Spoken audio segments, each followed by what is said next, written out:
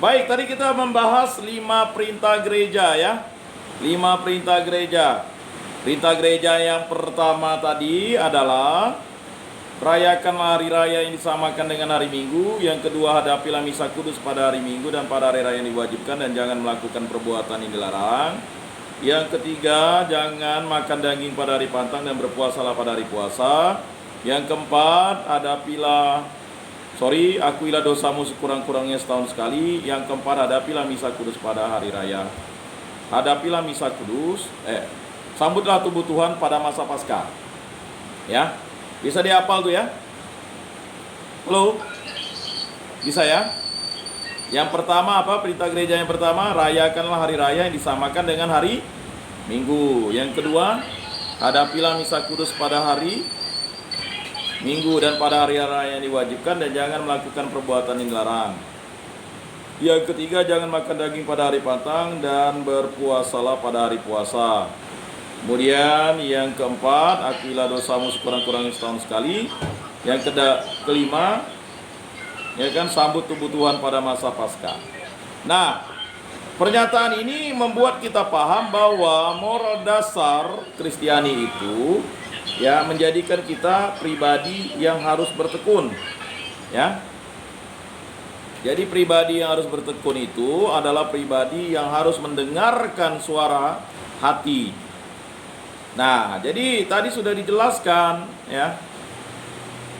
Jadi dengan demikian suara hati berurusan dengan bimbingan yang bersifat etis. Ya. Terhadap diri sendiri dalam perilaku manusia yang konkret.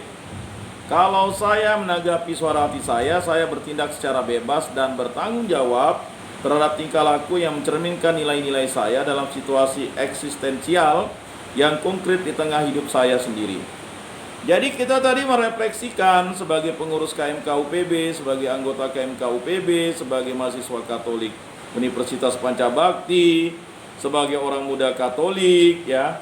Kita harus memahamkan bahwa diri kita itu harus menjadi pribadi yang sungguh-sungguh mampu mencintai Tuhan Allah dengan total. Ya. Jadi secara kritis, gereja telah memandang suara hati sebagai sarana mutlak bagi pembuatan keputusan etis. Jadi semua keputusan-keputusan yang diambil oleh gereja itu adalah keputusan etis yang menyangkut kehidupan moral umat beriman agar menjadi pribadi yang seturut kehendak Allah. Apa yang kini berkembang adalah suatu ketegangan antara pandangan-pandangan yang berbeda sehubungan dengan bagaimana kita harus mengambil keputusan moral. Pada beberapa lingkungan ada usaha untuk menekankan hukum gereja. Di satu pihak, kalau hukum gereja ditekankan secara berlebihan, legalisme yang tidak disengaja dan halangan untuk pemikiran yang otentik bisa muncul, ya. Di pihak lain, beberapa orang menjadi kehilangan bimbingan gereja karena mendasarkan diri hampir sepenuhnya kepada iman dan pendapatnya sendiri. Nah ini ya, ada orang lalu tidak mengikuti ajaran gereja, dogma gereja, lalu mengikuti pendapatnya sendiri. Memahamkan pendapatnya sendiri tentang kehendak Allah. Padahal kehendak Allah itu harus didengarkan berdasarkan karunia yang diberikan oleh rahmat ilahi kepada orang yang berkenan kepadanya. Nah itu harus dipahamkan kepada kita. Maka kita mengikatkan diri atau kita dibaptis dalam gereja yang satu, kudus, katolik, dan apostolik. Saudara-saudara yang terkasih dalam Yesus Kristus, hubungan kita dengan Allah adalah hubungan cinta yang sempurna karena diikat oleh Yesus Kristus. Tidak bisa kita tidak mengikat diri kita kepada kehendak Allah karena kita dipilih Kristus. Untuk apa kita dipilih Kristus? Sebelum dunia dijadikan, engkau telah dipilih Allah. Engkau telah dilukis di telapak tangan Allah. Bukan kamu yang memilih aku, akulah yang memilih kamu. Aku adalah jalan, kebenaran, dan kehidupan. Tak seorang pun bisa sampai ke rumah Bapakku tanpa melalui aku. Dan tidak ada nama di kolong langit ini selain nama Yesus yang dapat menghantar kita ke hadapan Bapa di surga. Itulah harus kita pahami bahwa keputusan untuk mengikuti moral Kristiani adalah demi kehendak Allah dan demi kehendak Kristus dan demi kehendak Roh Kudus. Sehingga kita harus paham sebagai orang Katolik bahwa apapun tindakan kita mencerminkan sikap hidup kita, dan kita harus mencerminkan sikap hidup Kristus. Maka kata Rasul Paulus, ya kan, hidup dan mati adalah keuntungan bagiku, karena bukan lagi aku yang hidup dalam diriku, tetapi Kristus Yesus.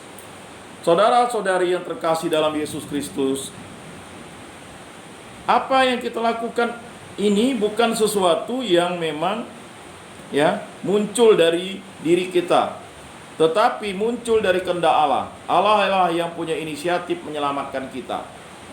Maka kita hidup itu, kita menuju kepada Kristus. Mungkin ada yang bertanya, mengapa saya hidup? Ya, kita hidup karena menuju Kristus. Berbahagialah kita yang dibaptis dalam nama Bapa dan Putra dan Roh Kudus, dalam gereja yang satu, kudus, katolik, dan apostolik. Mengapa? Karena banyak orang mencari hal-hal tersebut tetapi tak dapat. Tetapi barang ini diwujudkan kepada orang-orang kecil seperti kita. Jadi kita sangat berbahagia, ya. Tak selai rambutmu pun tidak dihitung oleh Allah Bapa di surga barang siapa menyesatkan, ya, orang kecil ini atau anak kecil ini. Siapa yang menyesatkannya, hendaknya dilereh, dikalungkan batu kilangan dan dicampakkan ke dasar laut. Kan? Mintalah maka kamu akan diberikan, carilah maka kamu mendapat, ketuklah pintu maka kamu akan dibukakan.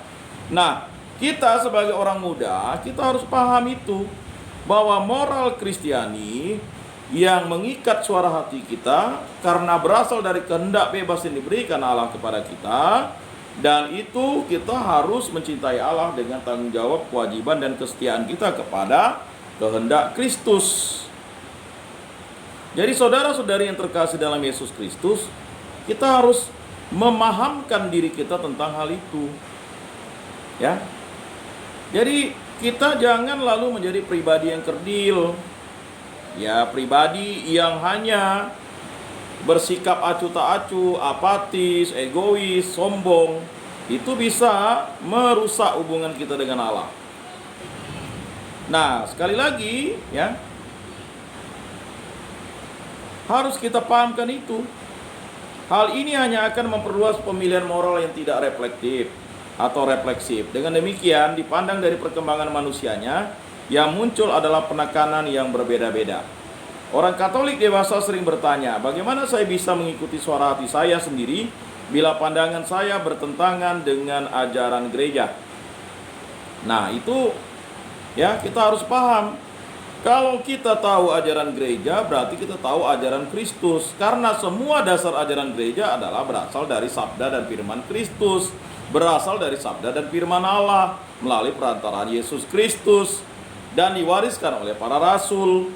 Dan untuk itu kita harus paham bahwa apa yang diajarkan oleh gereja itu, ya, gereja itu adalah, ya, himpunan orang beriman yang didirikan oleh Yesus Kristus, karena pendiri gereja adalah Yesus Kristus.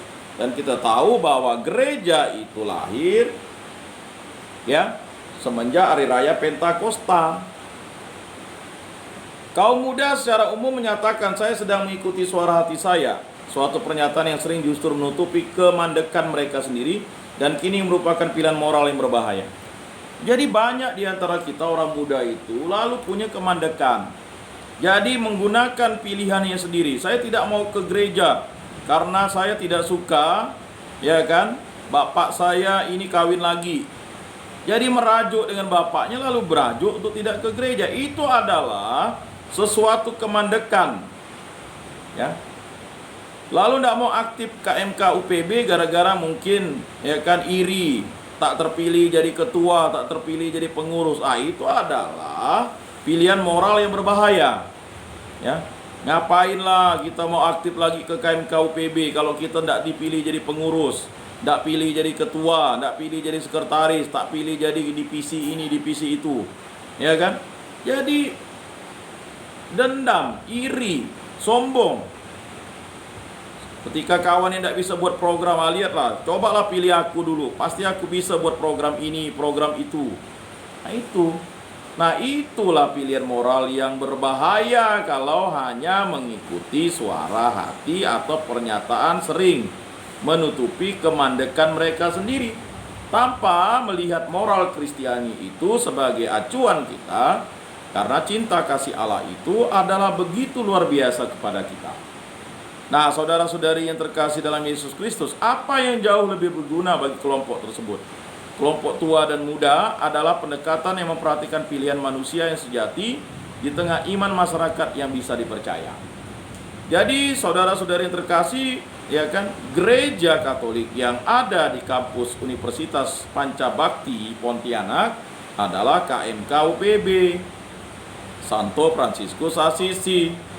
Itulah dia gerejanya namanya. Ya kan?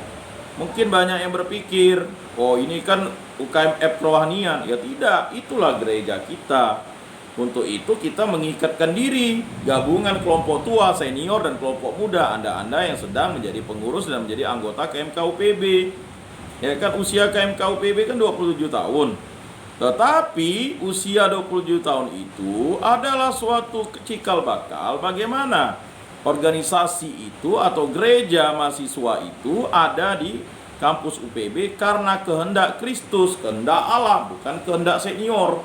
Mengapa? Karena itulah janji kita menjadi pengikut Kristus. Ada 5 pilar gereja, 5 tugas gereja. Yang pertama adalah liturgia, ya kan, menguduskan. Yang kedua adalah kerikma, pewartaan. Yang ketiga adalah koinonia, persekutuan. Yang keempat adalah ya diakonia, pelayanan. Yang kelima martiria, kesaksian iman. Kita tahu 4 sifat gereja adalah 1, kudus, katolik, dan apostolik. Nah, itu harus dipahamkan kepada kita. Ada 4 kebenaran utama. Yang pertama, hanya ada satu Allah. Yang kedua, ada 3 diri ilahi, Allah Bapa, Allah Putra, dan Allah Roh Kudus. Yang ketiga, Allah Putra menjadi manusia dan wafat di kayu salib untuk menyelamatkan umat manusia. Kemudian yang keempat, Allah membalas yang baik dan menghukum yang jahat. Nah, kita tahu bahwa kita dibaptis menjadi imam, nabi, dan raja. Imam itu berarti kita diberikan tugas untuk mewartakan, ya kan, untuk menjadi pemimpin. Pemimpin dalam artian tabisan atau imamat umum, bukan imamat khusus. Ya. Jadi pengurus KMK, jadi mahasiswa Katolik, anggota KMK UPB itu harus bisa mimpin doa rosario, harus bisa mimpin ibadat, harus bisa membawa renungan. Tidak sulit kalau mau. Karena kita diberikan, ya kan, tugas perutusan menjadi imam. Berikutnya menjadi nabi. Nabi itu memberikan pewartaan, penginjilan. Bagaimana kalau kita mau menginjili orang sedangkan kita saja, ya kan, dalam proses penginjilan kita tidak mau belajar. Contoh jangan jauh. Siapa di sini? Ya kan, kemarin PR-nya, ya kan, udah hafal enggak 73 kitab itu dalam kitab suci Katolik tuh? Urut-urutannya. Siapa yang sudah hafal tuh? Hah? Kemarin ada satu orang yang cukup hafal itu. Ya puji Tuhan. Ya mohon semuanya bisa hafal ya. Jelas ya? Bisa ya hafal ya? Bisa hafal nih. Nah, kita doa malaikat dulu. Ya, mari kita berdoa malaikat dalam nama Bapa dan Putra dan Roh Kudus. Amin. Maria diberi kabar oleh malaikat Tuhan, maka ia mengandung dari Roh Kudus. Salam Maria, penuh rahmat, Tuhan sertamu. Terpujilah engkau di antara wanita dan terpujilah buah tubuhmu Yesus. Santa Maria Bunda Allah, doakanlah kami yang berdosa ini sekarang dan waktu kami mati. Amin. Aku ini hamba Tuhan, terjadilah padaku menurut perkataanmu. Salam Maria, penuh rahmat, Tuhan sertamu, terpujilah engkau di antara wanita, dan terpujilah buah tubuhmu Yesus. Santa Maria Bunda Allah, doakanlah kami yang berdosa ini, sekarang dan waktu kami mati. Amin. Sabda sudah menjadi daging dan tinggal di antara kita. Salam Maria, penuh rahmat, Tuhan sertamu, terpujilah engkau di antara wanita, dan terpujilah buah tubuhmu Yesus. Santa Maria Bunda Allah, doakanlah kami yang berdosa ini, sekarang dan waktu kami mati. Amin. Doakanlah kami ya Santa Bunda Allah, supaya pantaslah kami menikmati janji Kristus. Marilah berdoa. Ya Tuhan, karena kabar malaikat kami mengetahui bahwa Yesus Kristus Putramu menjadi manusia, kami mohon curahkanlah rahmat-Mu ke dalam hati kami, supaya berkat sengsara dan salibnya kami dibawa kepada kebangkitan yang mulia oleh Kristus Tuhan kami. Amin. Dalam nama Bapa dan Putra dan Roh Kudus. Amin. Nah, saudara-saudari yang terkasih dalam Yesus Kristus, ya, Itu dia. Bagaimana kita mau penginjilan? Sekarang kan ada kursus evangelisasi pribadi yang digalakkan oleh gembala baik, paroki gembala baik. Ya silakan ikuti. Oleh paroki Santa Cecilia, ya silakan ikuti. Nah, tetapi bagaimana kita mau ya mencintai, ya kan? Cinta kasih Allah berupa ya ajaran firman dan sabda Tuhan dalam kitab suci. Ya kita mulai menghafal tata urutannya. Yang pertama apa kemarin? Kakak ibu ya. Betul enggak tuh? Kitab Kejadian sampai Wahyu tuh dimulai dari mana tuh? Kitab Taurat Musa, kakak ibu ya. Ini udah dihafal enggak tuh? Nah, apa tuh? Kitab pertama Kejadian, yang kedua Keluaran, ketiga Imamat, ya keempat Bilangan, kelima Ulangan. Mudah kan? Itulah disebut dengan Taurat Musa atau Pentateuch, ya, Torah. Jelas ya? Kitab pertama, kedua, ketiga, keempat, kelima. Dalam Perjanjian Lama itu ada 46 kitab, ya. Yang membedakan kita dengan Protestan, Perjanjian Lama kita 46 kitab, sedangkan yang kitab suci Protestan itu hanya 39 kitab. Nah, makanya kita biar berurut itu, ya kita sebagai Katolik yang sudah dewasa harus memahami itu. Nah, lanjut, kitab ke-6 apa? Ya kan, tadi sudah disampaikan, Musa tidak masuk tanah terjanji. Nah, kitab ke-6 itu Yosua, betul? Dari hafal belum tuh? Ya, kitab berikutnya kitab apa? Ya, setelah Yosua, ya kan?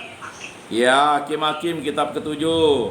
Kitab ke-8 apa? Seorang perempuan yang luar biasa, Rut. Ya. Jadi 6, 7, 8 itu dimulai dari Yosua, Hakim-Hakim dan Rut. Nah, itu ngapalnya. Ya, sudah 8 kitab. Nah, kitab ke-9, 10, 11, 12, 13, 14 itu kitab kembar. Ya kan? Yang ke-9 1 Samuel, yang ke-10 2 Samuel, yang ke-11 1 Raja-Raja, yang ke-12 2 Raja-Raja, yang ke-13 1 Tawarik, yang ke-14 2 Tawarik. Betul enggak tuh? Hah? Ya, kalau enggak betul salah. Kalau terbalik masih enak. Kalau enggak tahu ya kacau. Untuk membetulkan kata saya ya mesti harus tahu pegangannya. Nah, udah berapa 11 kitab yang kita mulai hafal hari ini. 14 kitab. Urutnya itu ya belum bacanya, baru mulai ya kan ngurutnya. Karena banyak juga orang Katolik tuh, kemana kitab 1 Samuel nih, nyarinya sampai ke bawah. Bingung dia, itu perjanjian lama ke perjanjian baru, saking gak hafalnya. Ya kan, tapi kalau kita tahu urutannya, oh ini di sini, ya kan? Mudah. Jadi udah 14 kitab. Ah, mudah ngapal ya kan? Selanjutnya kitab selanjutnya gampang. Ada 3. Ya. 3 nabi nanti di situ, ya kan? Dari mulai Ezra, Nehemia dan Esther. Nah, itu kitab ke-15, 16, 17. Betul? Hah? Betul enggak tuh? Betul. Ah, betul. Kalau enggak betul salah ya. Berikutnya udah mudah, kitab ke 18, 19, 20, 18 Ayub, 19 Mazmur, 20 Amsal. Betul enggak tuh? Masih lihat catatan? Ah, betul. Ya kan? Kalau yang betul pasti dia lihat kitab suci. Kalau yang enggak jawab nih bingung dia. Ya kan? Padahal lihat Google bisa, Pak. Nah, udah 20 kitab kan? Dari 46 kitab tuh. Udah lumayan bisa tahu urutannya. Oh, begitu urutannya. Nah, nanti kalau kitab ke-21, kitab ke-22, kitab ke selanjutnya itu udah nyaman, 21, 22. Yang 21 Pengkhotbah, 22 Kidung Agung. Ya kan? Barulah kita masuk ke nabi-nabi besar itu. Kitab ke-23-nya Yesaya, kitab ke-24-nya adalah Yeremia, kitab ke-25-nya Ratapan. Nah, betul enggak tuh? Nah, betul. Ya kan? Nah, kita sambil belajar lah katekese ya. Selanjutnya, kitab selanjutnya. Nah, ya. Itu udah gampang dah. Ya kan? Yehezkiel, Daniel. Kitab ke-26, kitab 27. 27 kitab dalam perjanjian lama, ya sudah sampai di situ. Nah, sekarang ada kitab-kitab nabi-nabi kecil. Nabi kecil bukan orangnya kecil, tetapi tulisannya pendek, maka disebut kitab nabi-nabi kecil. Nah, itu harus hafal itu 12 kitab nabi-nabi kecil tuh. Mulai dari apa tuh? Hah? Yang ke selanjutnya tadi, yang ke 28 sampai ke 39 nantinya. 28 siapa? Ya? Hosea. Habis itu Yoel. Selanjutnya setelah Yoel apa? Amos. Udah Amos Obadya. Sudah Obadya Yunus. Sudah Yunus Mika. 6 dulu. Betul enggak tuh urutnya? Halo? Halo? Tidur nih? Betul ya. Nah, diulangi tuh. Hosea, Yoel, Amos, Obadya, Yunus, Mika. Jadi 6 kitab nabi kecil tuh udah kita tahu urutnya. Berikutnya 6 lagi ke bawah, ya kan? Mulai dari Nahum, Habakuk, Hagai, Jepanya, ya kan? Salah tuh, ya kan? Nahum, Habakuk, Jepanya, Hagai, Zakaria, ya kan? Betul dah tuh, Maleaki, ya? Betul. Nah, jadi kalau 12-nya apa tadi? Ayo, dari Hosea, Yoel, Amos, Obadya, Yunus, Mika, Nahum, Habakuk, Jepanya, Hagai, Zakaria, Maleaki. Betul enggak? Ada yang kurang? Hah? Kurang enggak tuh? Udah pas enggak tuh? Pas? Nah, coba ulangi lagi. Yoel, ya kan? Oh salah, Hosea dulu, Yoel, Amos, Obadya, Yunus, Mika, Nahum, Habakuk, ya. Lalu Jepanya, Hagai, Zakaria, Maleaki. Nah, 39. 39 kitab itu yang diterima oleh ya kawan-kawan kita yang Kristen Protestan, ya kan? Itu karena ya berdasarkan katanya alasannya itu pakai ya kan bahasa Ibrani. Dia lupa kalau masih ada ya kitab selanjutnya itu sudah ditemukan di Qumran ya, naskah Laut Mati, Septuaginta itu ya. Nah, berikutnya ya kan Deuterokanonika 7 kitab. Sebenarnya ada 9 kitab, cuman yang 2 kitab adalah tambahan saja. Yang kitab yang dibacakan kita pada hari ini, beberapa hari di misa harian itu. Kitab ke-40 itu adalah Tobit, kitab ke-40 ya. 1 itu adalah Yudit, berikutnya adalah tambahan-tambahan kitab Ester. Berikutnya adalah kitab ke-42 Kebijaksanaan Salomo, kitab ke-43 itu adalah kitab Putra Sirak. Berikutnya kitab selanjutnya ya adalah ya Baruk. Nah, kemudian tambahan-tambahan kitab Daniel. Berikutnya adalah kitab 1 Makabe, kitab 2 Makabe. Dan 46 kitab Valentino Rossi. Jadi kalau mau hafal perjanjian lama kitab Katolik ya 46. Valentino Rossi nomor motornya berapa? 46. Masa jumlah itu pun tidak tahu. Berikutnya motor Casey Stoner perjanjian baru 27. Dimulai dari Injil Matius, Injil Markus, Injil Lukas, Injil Yohanes. Berikutnya adalah kisah para rasul. Dah, bisa itu ya?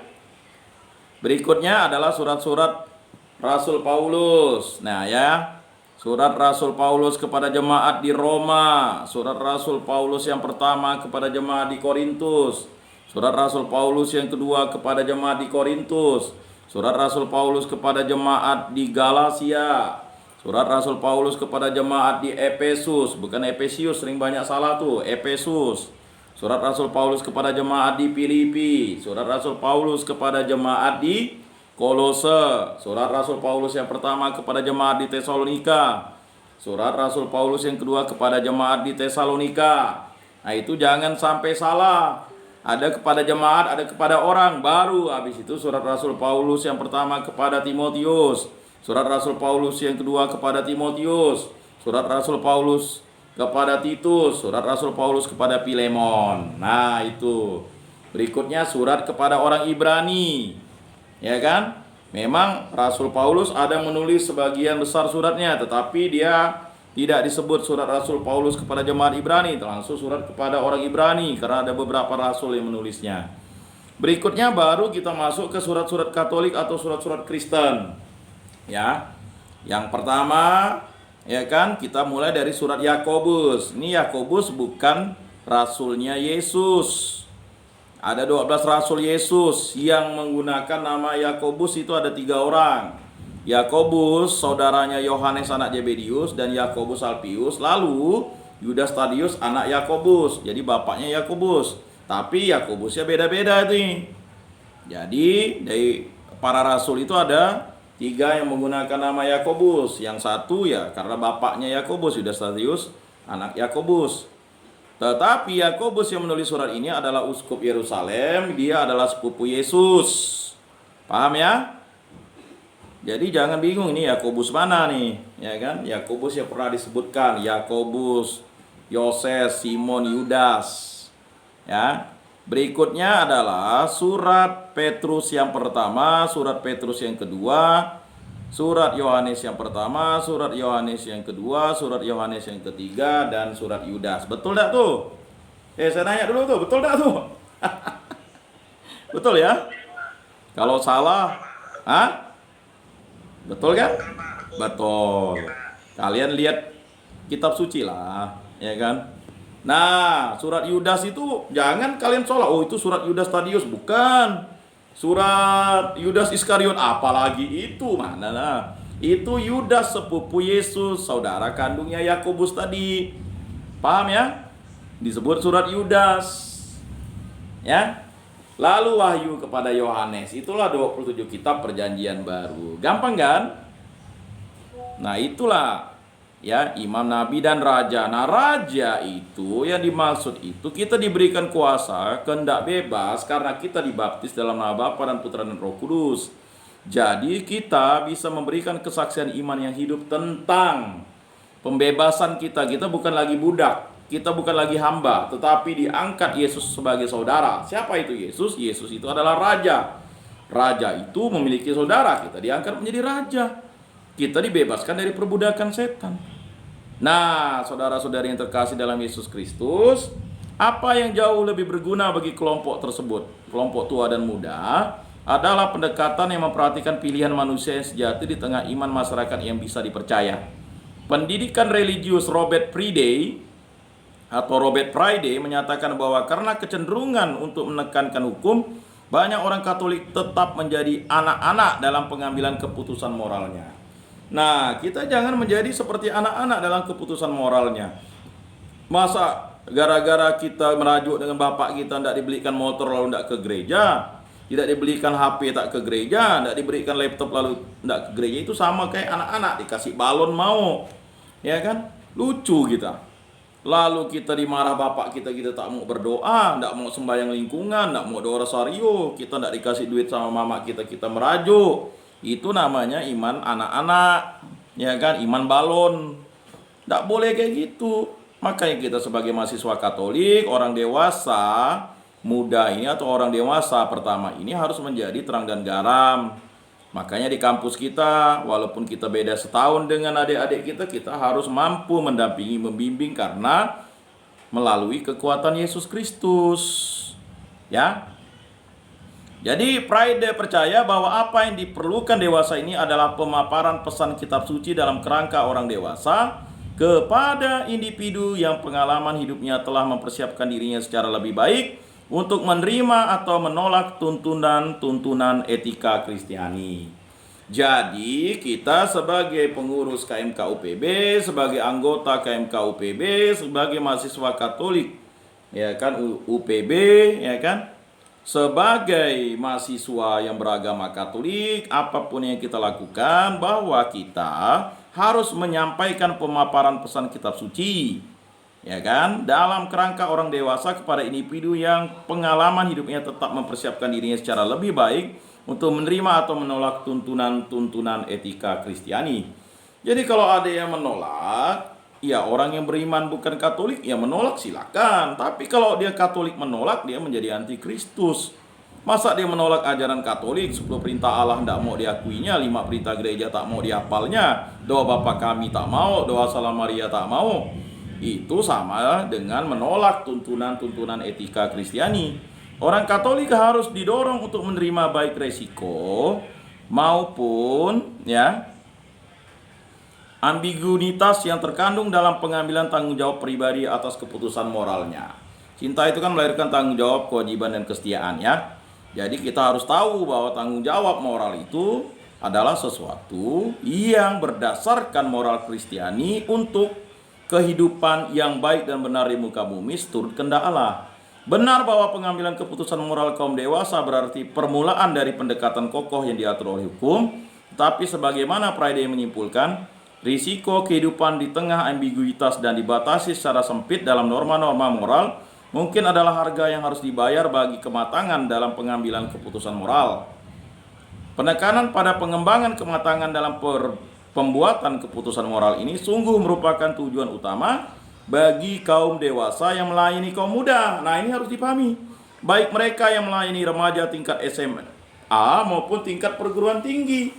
Jadi kalian adalah orang-orang yang melayani para anak-anak Tuhan, mahasiswa Katolik di perguruan tinggi, orang muda di perguruan tinggi. Jangan mudah merajuk. 23 orang pengurus KMKUPB didampingi oleh senior-senior, para pengurus yang lainnya. Ingat, kita tak pernah ada mantan pengurus. Pengurus periode sebelumnya. Tongkat estafet kepemimpinan itu kan ya setahun-setahun lah. Karena kita kuliah di kampus UPB ini kan minimal ya jangan lama-lama lah, 4 tahun cukup ya kan. Ya. Janganlah sampai 7 tahun menghabiskan beras bapak mamanya di rumah aja, ya kan? Kalau 4 tahun selesai lanjutkan S2 6 tahun, habis itu kerja 7 tahun udah kerja, habis itu kawin, ya kan? Ya enggak? Hah? Itu keputusan moral yang baik kan? Halo? Apa kuliah lama-lama 7 tahun, kawan dah kawin kita masih jadi mahasiswa. Ya enggak? Atau 4 tahun selesai ya kan, habis itu bekerja ya kan, udah itu ya kan berumah tangga ya enggak. Ini 7 tahun masih nyusun buku, orang 7 tahun udah nyusun kertas segala kwitansi dagang. Ya. Jadi saudara-saudari terkasih, kita santai saja. Ini refleksi bersama bagaimana kita mempersiapkan diri untuk menjadi pembimbing, pendamping orang muda. Jadi demikianlah pertemuan kita pada hari ini ya. Jadi hari ini tidak ada pertanyaan karena kebetulan saya harus ke Tanjung Hulu nih, ada kegiatan misa ya. Jadi terima kasih untuk yang bertahan ya. Ini bertahan berapa orang nih? Ini rata-rata pengurus atau anggota? Ya, ini pengurus ya? Ada Pak, anak 22. Oh bagus. Ini mana anak 22 nih? Anak 22 nih. Tahu enggak angkatan 22 itu angkatan Kidung Agung sebenarnya. Angkatan 22 itu angkatan Kidung Agung dulu. Tadi kitab ke-22 apa? Kidung Agung kan? Mana nih angkatan 22 nih? Ada mana? Mana? Oh hadir. Mana lain nih? Katanya ada ratusan orang angkatan 22. Masa lah udah jadi mahasiswa sama seperti SMA. Ya kan, tolong diajak lagi pada pertemuan selanjutnya ya. Pada pertemuan ketiga ya.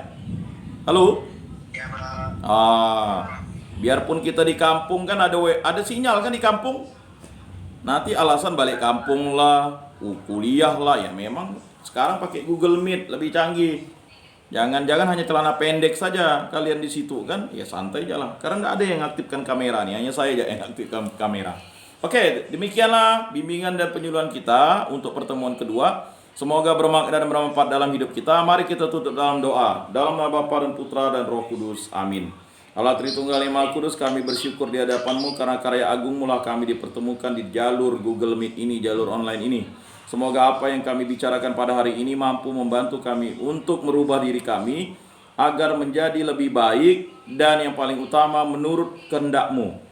Turut kehendak-Mu dan mengikuti kehendak-Mu, karena Engkaulah Tuhan dan Juru Selamat kami. Engkaulah yang membimbing kami dalam kemudahan. Engkaulah yang tahu hati kami. Dan yang paling utama, angkatlah masalah-masalah kami dan bantulah kami dapat mengatasi masalah-masalah kami dan membantu kami dalam menyelesaikan tugas-tugas kuliah. sehingga kami dapat menyelesaikannya tepat waktu dan mampu untuk ke jenjang berikutnya, dan juga mampu untuk bekerja seturut kehendak-Mu, karena Engkaulah Tuhan dan Juru Selamat kami. Semua doa ini kami serahkan ke perantaraan Tuhan kami Yesus Kristus, yang hidup dan meraja kini dan sepanjang segala masa. Amin.